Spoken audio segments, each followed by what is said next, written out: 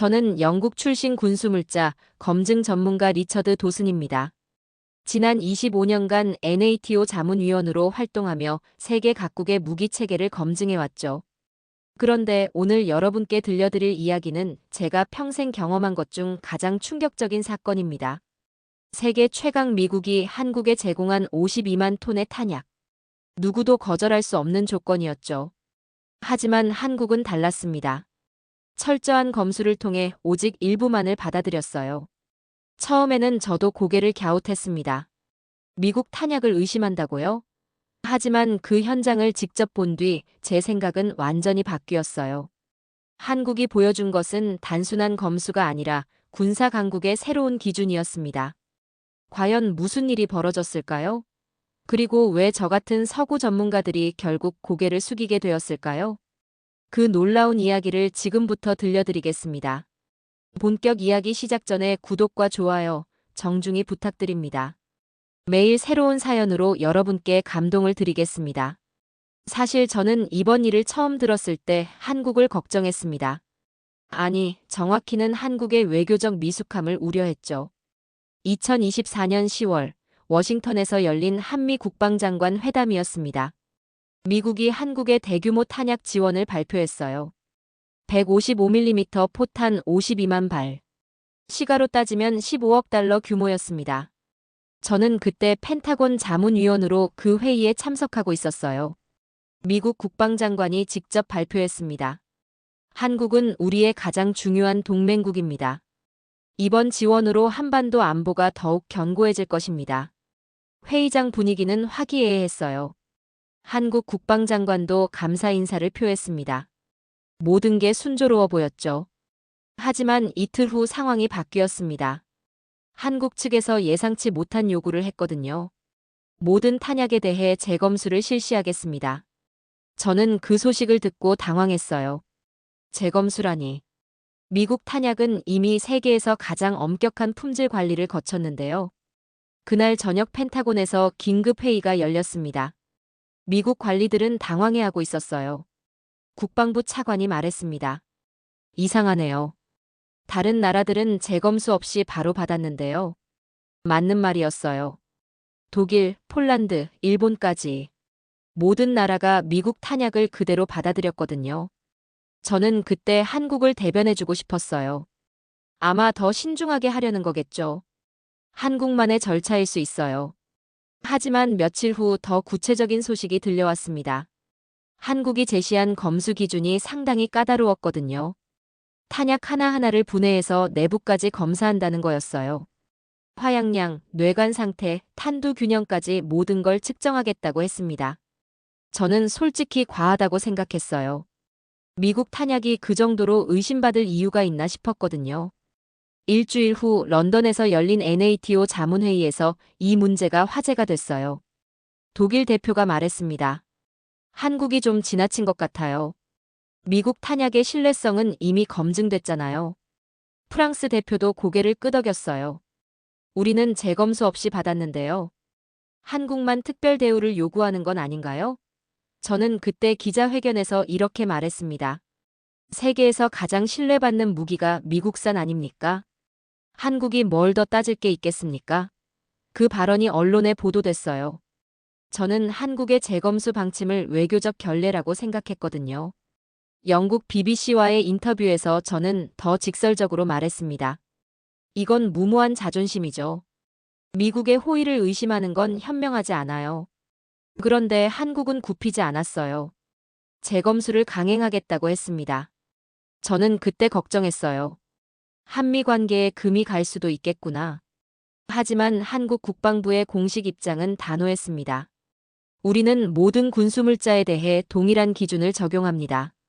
동맹국이라고 예외는 없어요. 저는 그 말을 듣고 한숨을 쉬었어요. 고집이 세다는 생각이 들었거든요. 며칠 후 한국에서 연락이 왔습니다. 검수 과정을 참관하러 오라는 거였어요. NATO 자문위원 자격으로 초청받은 거죠. 저는 처음에 거절하려 했어요. 뻔한 결과를 보러 가서 뭘 하겠나 싶었거든요. 하지만 결국 가기로 했습니다. 한국의 검수 기준이 얼마나 까다로운지 직접 확인해 보고 싶었어요. 그리고 솔직히 말하면 한국이 실수하는 모습을 보고 싶기도 했습니다. 서울행 비행기 안에서 저는 생각했어요. 이 작은 나라가 미국 앞에서 얼마나 버틸 수 있을까? 인천공항에 도착한 건 11월 15일 오후였습니다. 한국군 관계자가 마중 나와 있었어요. 김준호 중령이라는 분이었습니다. 공항에서 검수장까지는 1시간 거리였어요. 차 안에서 김준호 중령이 설명해줬습니다. 저희 검수장은 아산에 있습니다. 국내 최고 수준의 시설이에요. 아산이라니. 저는 그 지명을 처음 들어봤어요. 규모가 어떻게 되나요? 부지 면적이 10만 제곱미터입니다. 검수 인원은 200명이에요. 200명이라니.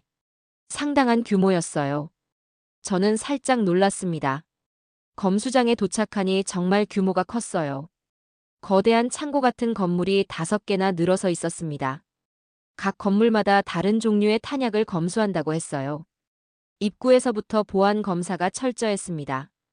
금속 탐지기는 물론이고 엑스레이 검사까지 받았어요. 군사시설이라 당연한 절차였지만 생각보다 까다로웠습니다. 김준호 중령이 저를 안내했어요. 이쪽이 155mm 포탄 검수 구역입니다.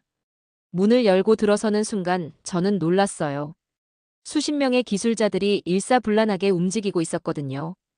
분위기가 숨막히게 진지했습니다. 아무도 잡담하지 않았어요. 모두 자신의 작업에만 집중하고 있었습니다. 각 작업대마다 미국산 탄약이 놓여 있었어요. 155mm 고폭탄들이었습니다.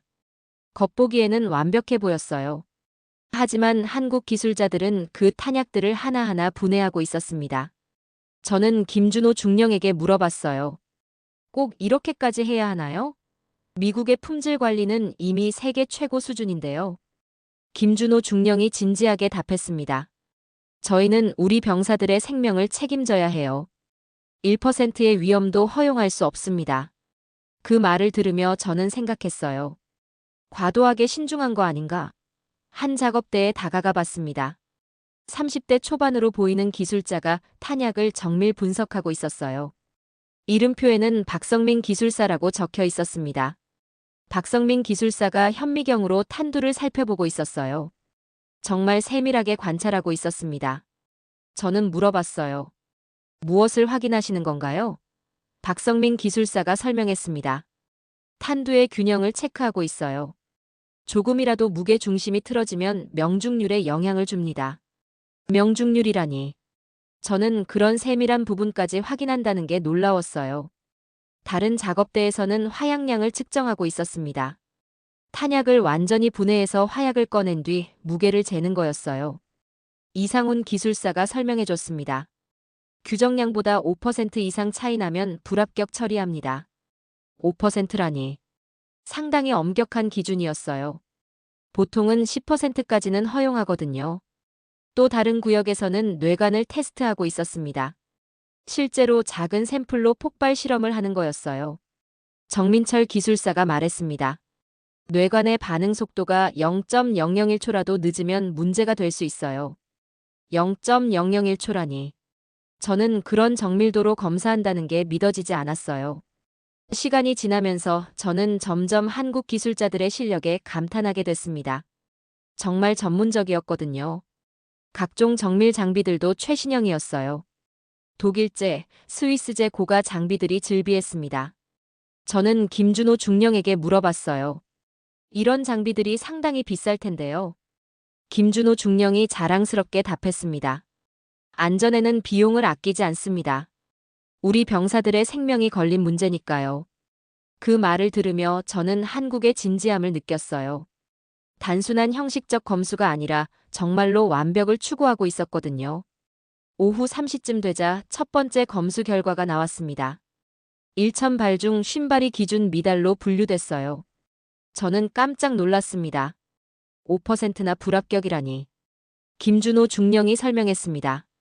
화약량 부족이 30발, 뇌관 불량이 15발, 탄두 균형 이상이 5발입니다. 구체적인 불량 사유까지 정리되어 있었어요. 저는 점점 당황스러워졌습니다. 하지만 여전히 의심스러웠어요. 혹시 한국이 기준을 너무 까다롭게 잡은 건 아닐까요? 그때 박성민 기술사가 불합격 탄약 하나를 보여줬습니다. 이 탄약 보세요. 겉으로는 멀쩡해 보이지만요. 탄약을 분해하니 내부가 보였어요. 화약이 고르게 채워지지 않았더군요.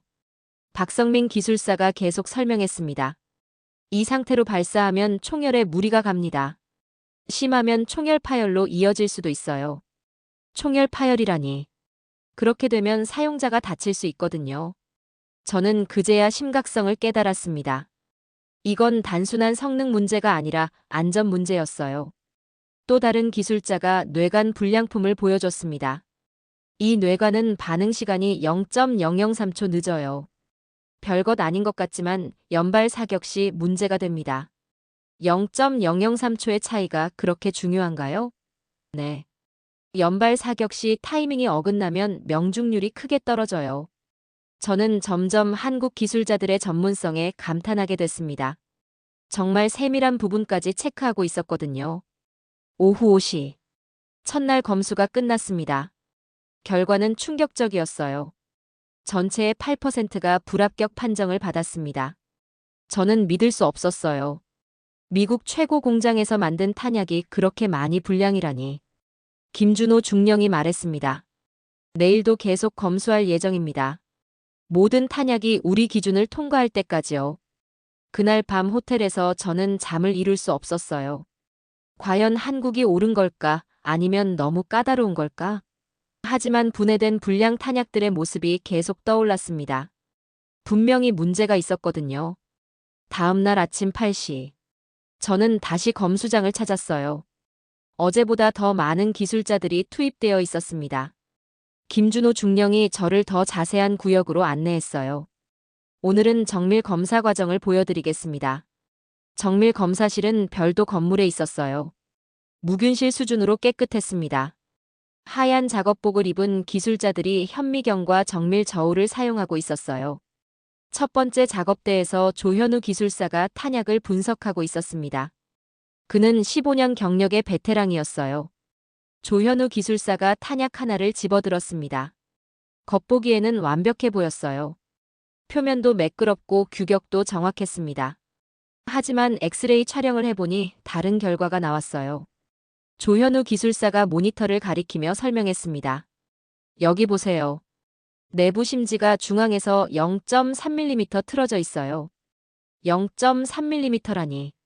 머리카락 굵기보다도 작은 차이였어요. 저는 물어봤습니다. 그 정도 차이가 문제가 될까요? 조현우 기술사가 진지하게 답했어요. 심각한 문제입니다. 이 상태로 발사하면 탄도가 예측과 달라져요. 최악의 경우 총열 내부에서 폭발할 수도 있습니다. 총열 내부 폭발이라니. 그럼 포를 쏘는 병사가 위험해질 수 있거든요. 조현우 기술사가 컴퓨터 시뮬레이션을 보여줬습니다. 정상 탄약과 불량 탄약의 발사 궤도가 확연히 달랐어요. 이 탄약으로 사격하면 목표에서 50m나 벗어납니다. 50m라니. 그럼 아군을 맞출 수도 있겠군요. 저는 그제야 심각성을 깨달았어요. 0.3mm의 차이가 이렇게 큰 영향을 준다니. 다음 작업대에서는 화약 성분을 분석하고 있었어요. 이지훈 기술사가 화학 분석 장비를 사용하고 있었습니다. 이지훈 기술사가 탄약을 분해해서 화약을 꺼냈어요. 그리고 성분을 하나하나 분석했습니다. 잠시 후 결과가 나왔어요. 이지훈 기술사의 표정이 굳어졌습니다. 이상합니다. 화약 성분 비율이 규격과 다르네요. 어떻게 다른가요? 질산 암모늄 비율이 3% 높아요.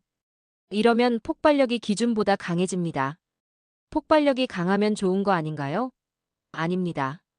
포신에 과도한 압력을 가해서 수명을 단축시켜요. 장기적으로는 위험합니다. 저는 점점 놀라고 있었어요. 이런 세밀한 차이까지 잡아낸다니. 세 번째 작업대에서는 뇌관을 테스트하고 있었습니다.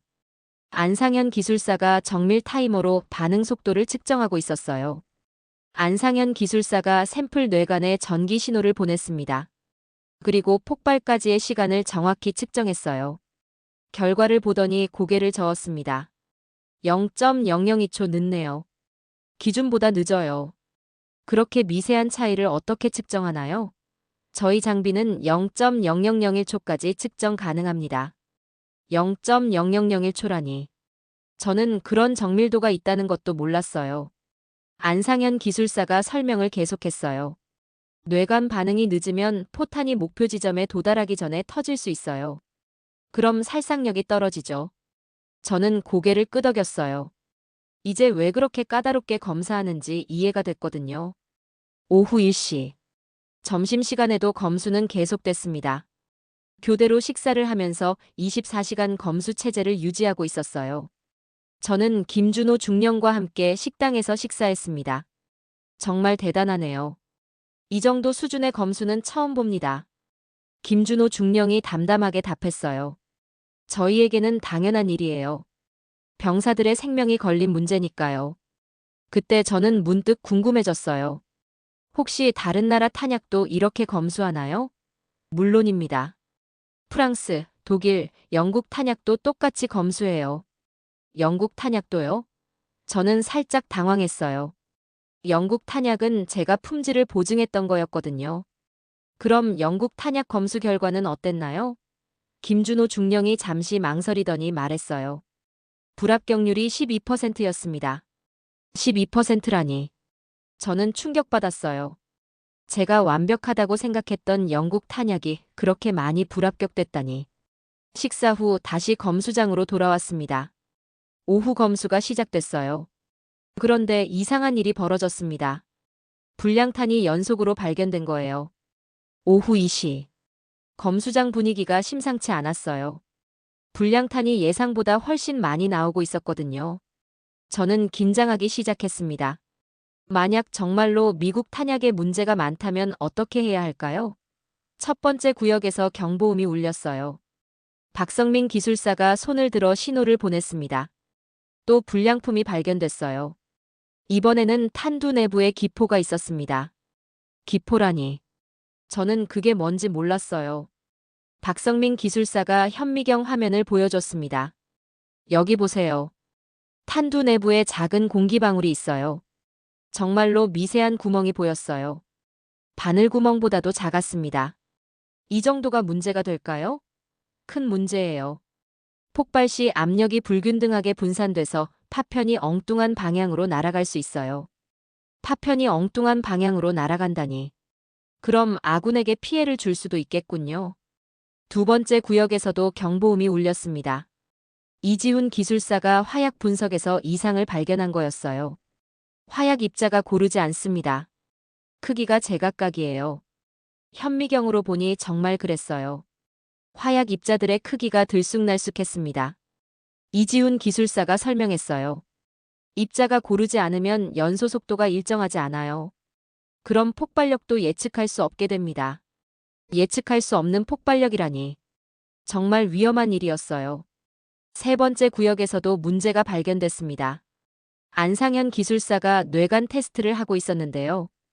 이 뇌관은 반응하지 않네요. 완전히 불발이에요. 불발 뇌관이라니. 그럼 탄약이 터지지 않는다는 뜻이었어요. 안상현 기술사가 여러 개를 테스트해봤습니다. 10개 중 2개가 불발이었어요. 20% 불발률이라니. 저는 충격받았어요. 네 번째 구역에서는 더 심각한 문제가 발견됐습니다. 탄약 외피에 미세한 균열이 있었던 거예요. 정민철 기술사가 확대경으로 보여줬습니다. 여기 보세요. 균열이 있어요. 정말로 머리카락처럼 가는 금이 가 있었어요. 이 정도면 괜찮지 않을까요? 절대 안 됩니다. 발사 시 압력 때문에 균열이 커져서 탄약이 산산조각 날 수 있어요.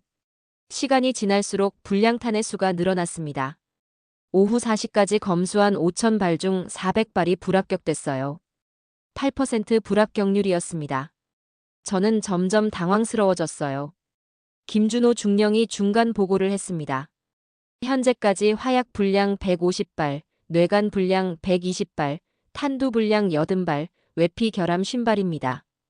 구체적인 분류까지 되어 있었어요. 저는 그 정확성에 놀랐습니다. 오후 5시. 미국 측에서 급히 연락이 왔어요. 펜타곤 군수국장이 직접 전화를 했습니다. 도승경, 상황이 어떻습니까? 한국이 너무 까다롭게 구는 건 아닌가요? 저는 답변하기 곤란했어요. 실제로 불량품들이 많이 발견되고 있었거든요. 글쎄요. 한국의 검수 기준이 상당히 높은 건 사실입니다. 하지만 속으로는 다른 생각이 들었어요. 혹시 미국이 너무 자신만만했던 건 아닐까? 그때 검수장에서 또 다른 소동이 일어났습니다. 이번에는 정말 심각한 불량품이 발견된 거였어요. 6번째 구역에서 박철민 기술사가 급히 손을 들었습니다. 이건 정말 위험합니다. 그가 발견한 탄약은 내부 화약이 거의 절반밖에 안 들어 있었어요. 박철민 기술사가 설명했습니다. 이 탄약으로 사격하면 사거리가 절반으로 줄어들어요. 전투에서 치명적인 단점이 됩니다. 사거리가 절반이라니. 그럼 적에게 닿지도 못한다는 뜻이었어요. 더 심각한 건 그 다음에 발견된 탄약이었습니다. 화약 대신 모래가 들어 있었던 거예요. 저는 믿을 수 없었어요. 모래라니. 이건 명백한 제조 오류였습니다. 7번째 구역에서는 뇌관이 아예 없는 탄약도 발견됐어요. 뇌관 자리가 비어 있었습니다. 이런 탄약들을 보며 저는 점점 심각성을 깨달았어요. 이건 단순한 품질 문제가 아니라 안전 문제였거든요. 오후 6시. 하루 검수가 끝났습니다. 결과는 더욱 충격적이었어요. 총 1만 발 중 1,200발이 불합격됐습니다. 12% 불합격률이었어요. 김준호 중령이 결과를 발표했습니다. 화약 관련 분량이 40%, 뇌관 분량이 35%, 탄두 분량이 20%, 기타 결함이 5%입니다. 저는 그 숫자들을 들으며 충격받았어요. 이 정도로 불량률이 높다니. 그 순간 제 휴대폰이 울렸습니다. 런던에서 걸려온 전화였어요. 도승경, BBC에서 긴급 인터뷰 요청이 들어왔어요. 한국 탄약 검수권으로요. 저는 곤란했어요. 뭐라고 답변해야 할지 모르겠더군요. 일단 내일 다시 연락드리겠습니다. 그날 밤 호텔에서 저는 깊은 고민에 빠졌어요. 과연 한국이 옳은 걸까? 아니면 미국이 잘못된 걸까? 하지만 오늘 본 불량탄들의 모습이 생생했습니다. 분명히 문제가 있었어요. 저는 노트북을 켜고 보고서를 작성하기 시작했어요. 객관적인 사실만 적으려고 했습니다. 하지만 손이 떨렸어요. 이 보고서가 미국과 한국 관계에 영향을 줄 수도 있겠다는 생각이 들었거든요. 자정이 넘어서야 보고서를 완성했습니다. 제 결론은 이랬어요. 한국의 검수 기준은 까다롭지만 정당합니다. 발견된 불량품들은 실제로 안전상 문제가 있어요. 그리고 마지막에 이렇게 적었습니다. 한국의 검수 과정에서 배울 점이 많습니다. 다음 날 아침 9시. 검수 3일차가 시작됐어요. 어제까지의 결과 때문에 분위기가 긴장되어 있었습니다. 김준호 중령이 저에게 말했어요. 오늘은 공식 기자회견이 있습니다. 중간 결과를 발표할 예정이에요. 기자회견이라니. 저는 긴장됐어요. 어떤 내용을 발표할까요? 오전 11시. 국방부 브리핑룸에서 기자회견이 열렸습니다. 한국과 외국 기자들이 40여 명 참석했어요. 국방부 대변인이 단상에 올랐습니다. 박성호 준장이었어요. 표정이 매우 진지했습니다. 박성호 준장이 발표를 시작했어요. 미국산 탄약 검수 중간 결과를 발표하겠습니다. 기자들이 일제히 카메라를 들었어요. 저도 숨을 죽이고 들었습니다.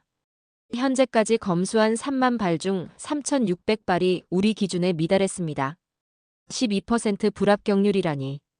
기자들이 웅성거리기 시작했어요. 미국 CNN 기자가 질문했습니다.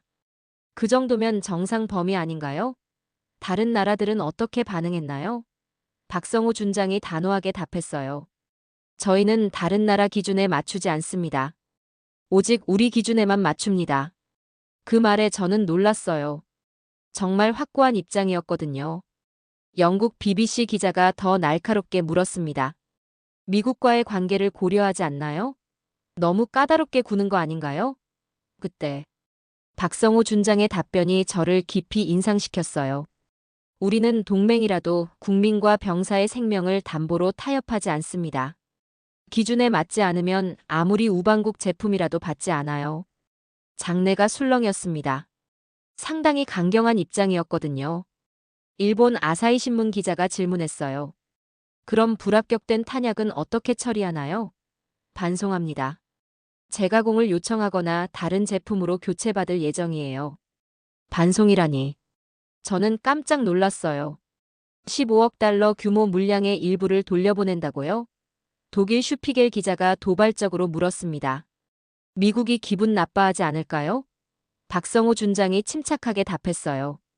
진짜 동맹이라면 우리의 기준을 이해해 줄 거라고 믿습니다. 그 말을 들으며 저는 한국의 확신을 느꼈어요. 정말 당당했거든요. 기자회견이 끝나고 저는 복도에서 박성호 준장과 개인적으로 이야기했습니다. 정말 대단한 용기네요. 미국을 상대로 이런 입장을 취하는 게 쉽지 않았을 텐데요. 박성호 준장이 진지하게 답했어요. 용기가 아니라 책임감입니다. 우리는 이 탄약을 사용할 병사들의 생명을 책임져야 해요. 그 말이 제 가슴을 찔렀어요. 정말로 병사들을 생각하고 있구나. 그럼 다른 나라들은 어떻게 생각할까요? 한국만 유독 까다롭다고 보지 않을까요? 박성호 준장이 의외의 답을 했어요. 오히려 문의가 많이 들어오고 있어요. 자기들도 이렇게 검수하고 싶다고요. 정말인가요? 독일, 폴란드, 일본에서 연락이 왔어요. 한국의 검수 기준을 도입하고 싶다고 합니다. 저는 그 말을 듣고 놀랐어요. 한국을 비판하기는커녕 따라하고 싶어 한다니. 오후 3시.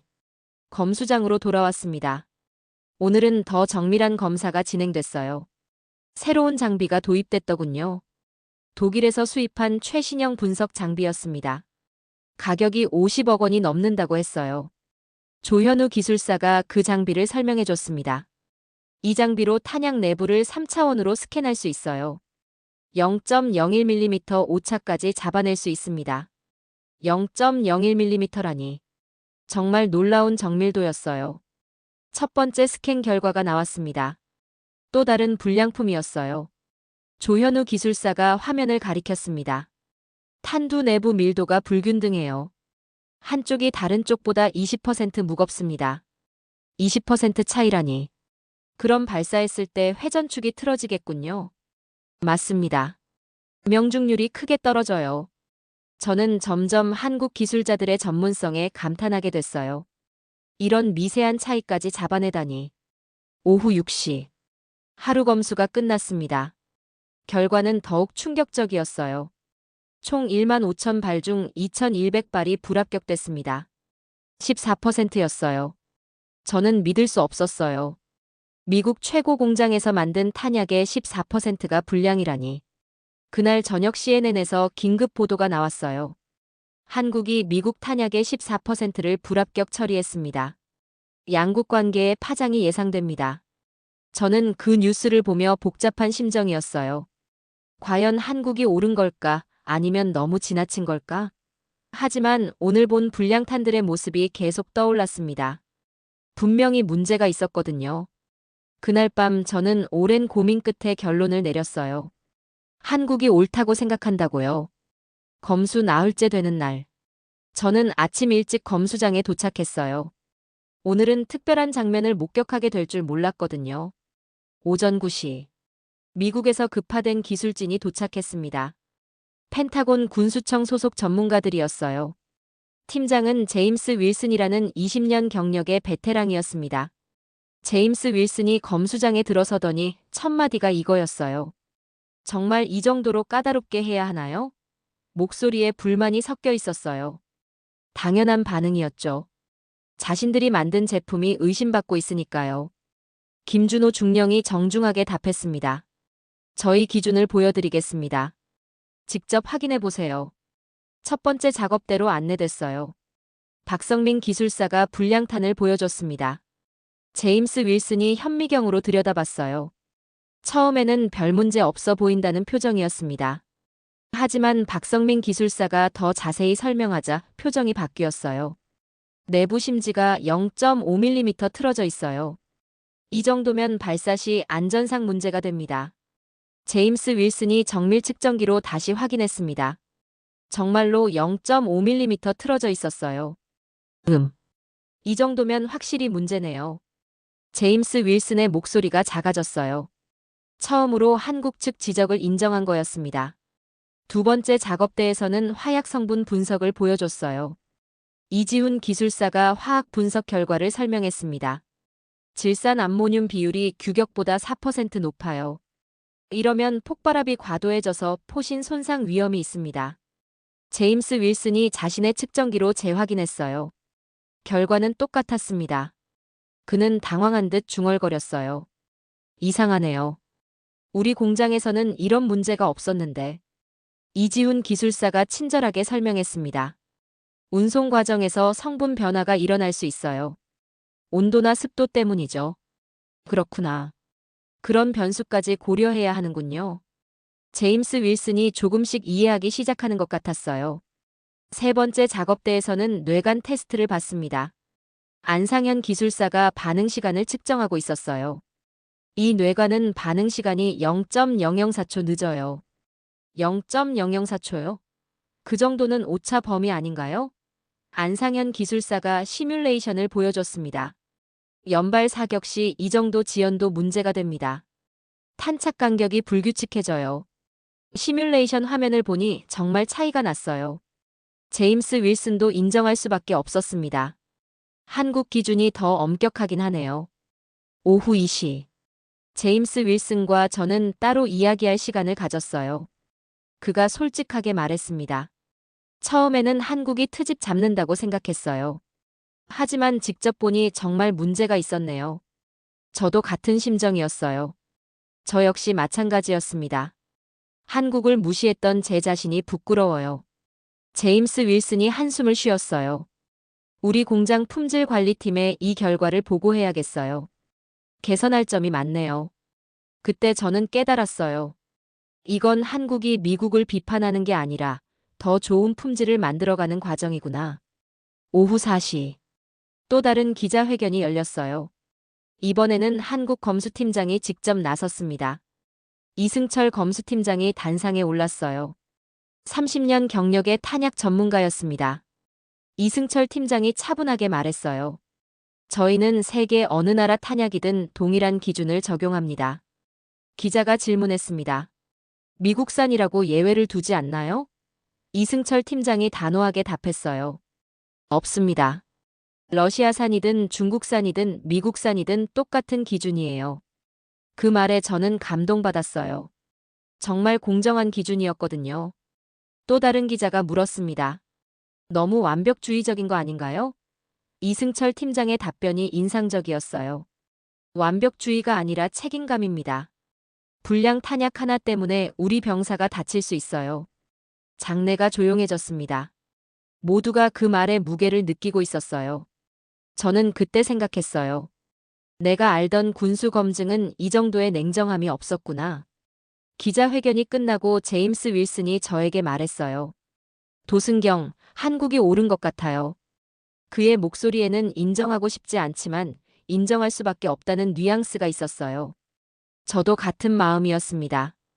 그날 저녁 저는 동료 기자에게 전화를 걸었어요. 런던 타임스의 마이클 브라운이었습니다. 마이클, 한국 상황이 어때? 그가 물어봤어요. 저는 대답하기 곤란했어요. 한국이 뭘 안다고 그러냐고 말하고 싶지만 왜 내가 설득되고 있는지 모르겠어. 마이클이 놀란 듯 말했어요. 정말요? 도승경이 그런 말을 하다니. 저 자신도 놀라웠어요. 분명 한국을 비판하러 왔는데 오히려 감탄하고 있었거든요. 그날 밤 저는 스스로에게 물어봤어요. 내가 지금까지 알고 있던 기준이 정말 최고였을까? 한국을 보며 의심이 들기 시작했습니다. 혹시 우리가 너무 안일했던 건 아닐까? 검수 일주일째. 결과가 확정됐어요. 총 52만 발 중 7만 2천 발이 불합격 처리됐습니다. 전체의 13.8%였어요. 저는 그 숫자에 충격받았습니다. 미국 최고 공장에서 만든 탄약의 14%가 한국 기준에 못 미친다니. 하지만 더 놀라운 건 세계의 반응이었어요. BBC에서 긴급 특집을 방송했습니다. 한국이 보여준 탄약 검수 기준이 세계 군수업계에 새로운 표준을 제시하고 있습니다. CNN도 마찬가지였어요. 한국의 까다로운 검수가 오히려 군사 안전의 모범이 되고 있다는 평가입니다. 독일 GDF에서는 더 구체적으로 보도했어요. 독일군도 한국식 검수 도입을 검토 중이라고 합니다. 저는 그 뉴스들을 보며 깨달았어요. 세계가 한국을 인정하기 시작했구나. 며칠 후 놀라운 소식이 들려왔어요. 폴란드가 한국의 검수 기술 지원을 요청한 거였습니다. 폴란드 국방부 장관이 직접 서울을 방문했어요. 저도 그 자리에 참석했습니다. 폴란드 장관이 말했습니다. 한국의 검수 시스템을 폴란드에도 도입하고 싶습니다. 김준호 중령이 답했어요. 기꺼이 도와드리겠습니다. 안전한 탄약은 모든 나라의 권리니까요. 그 대화를 들으며 저는 감동받았어요. 한국이 자신들의 기술을 독점하지 않고 나누려 한다니. 일주일 후에는 일본에서도 연락이 왔어요. 일본 방위성이 한국식 검수 매뉴얼을 요청한 거였습니다. 한국은 흔쾌히 매뉴얼을 제공했어요. 심지어 기술자까지 파견해서 교육해줬습니다. 저는 그런 한국의 모습에 감탄했어요. 경쟁이 아니라 협력을 추구하는 자세였거든요. 한 달 후 런던에서 열린 국제 군수산업 세미나에 참석했습니다. 저는 기조연설자로 초청받았어요. 연단에 서서 저는 솔직하게 고백했습니다. 한국의 검수 기준은 세계 군수 산업의 모범이 되어야 합니다. 청중들이 웅성거렸어요. 영국인인 제가 한국을 칭찬한다니. 저는 계속했습니다. 나조차 오만했음을 인정합니다. 한국이 보여준 기준은 우리가 배워야 할 모델이에요. 그때 독일 대표가 질문했습니다. 구체적으로 어떤 점이 뛰어났나요? 저는 한국에서 본 것들을 하나하나 설명했어요. 첫째, 타협하지 않는 원칙이었습니다. 동맹국이라고 봐주지 않았어요. 둘째, 완벽한 기술력이었습니다. 0.01mm까지 측정하는 정밀도였죠. 셋째, 투명한 과정이었습니다. 모든 검수 과정을 공개했어요. 청중들이 고개를 끄덕였습니다. 저는 마지막에 이렇게 말했어요. 한국이 거부한 것은 미국이 아니라 불량품 그 자체였습니다. 그 말에 박수가 터져 나왔어요. 저는 그때 정말로 한국에 대한 제 생각이 완전히 바뀌었다는 걸 깨달았습니다. 세미나가 끝나고 여러 나라 대표들이 제게 다가왔어요. 프랑스 대표가 말했습니다. 저희도 한국식 검수를 도입하려고 해요. 네덜란드 대표도 관심을 보였어요. 한국의 기술 지원을 요청할 예정입니다. 저는 그런 반응들을 보며 뿌듯했어요. 한국이 새로운 표준을 만들어가고 있구나. 그날 저녁 저는 김준호 중령에게 감사 메시지를 보냈습니다.